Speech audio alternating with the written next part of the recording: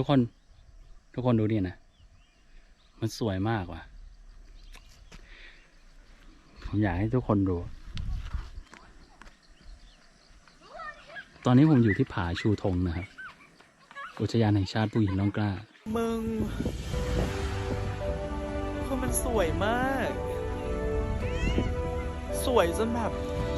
อยากร้องไห้อ่ะคือมันเหมือนเราย้อนกลับไปวันแรกที่เหมือนเราเที่ยวด้วยตัวเองหรือเราจะเหนื่อยก็ได้ทุกคนแต่มันแบบสวยแบบสักครั้งในชีวิตต้องมานะคะที่นี่บ้านเกาะเกียร